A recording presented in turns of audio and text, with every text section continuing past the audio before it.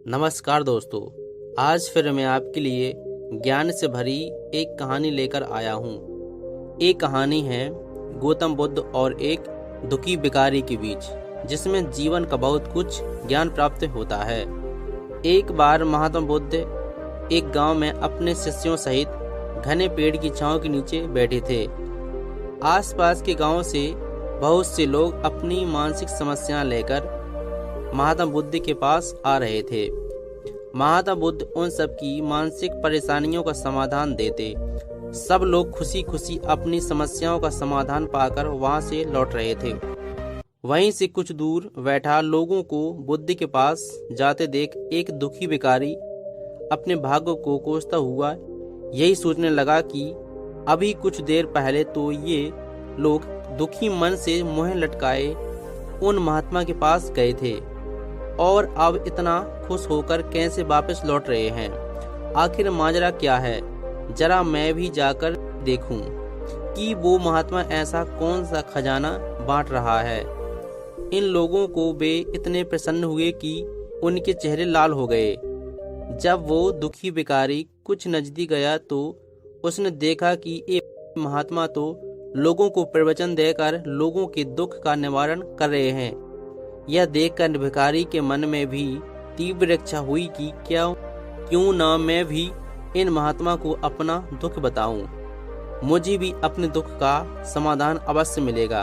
बस फिर क्या था, समाधान पाने की लालसा के लिए भिखारी महात्मा बुद्ध के सामने पहुंचा और हाथ जोड़कर प्रणाम करते हुए बोला, हे महात्मा बुद्ध, मैं भी लोगों की मदद करना चाहता हूँ। मुझे लोगों की मदद की बहुत इच्छा है, लेकिन मैं कैसे मदद कर सकता हूँ?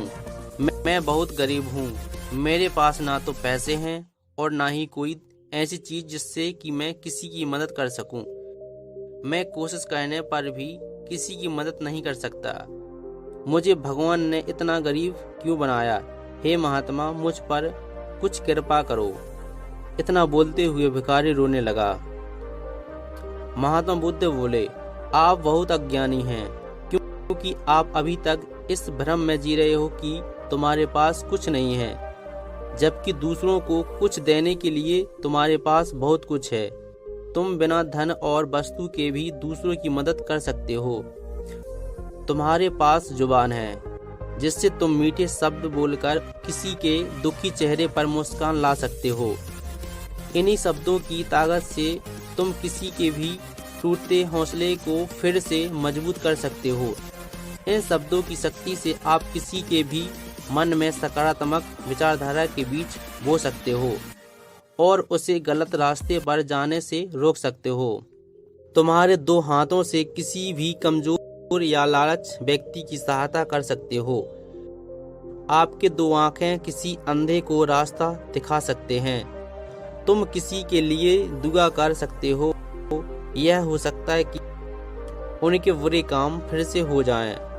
आप किसी के अच्छे स्वास्थ्य की कामना कर सकते हो, लेकिन अज्ञानतावश तुम अब तक इस बात को समझ नहीं पाए और इस भ्रम में अब तक जीते रहे कि तुम्हारे पास मदद करने के लिए कुछ नहीं है।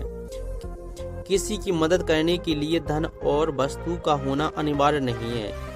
बिना धन और वस्तु के भी हम कई प्रकार से लोगों की मदद कर सकते हैं।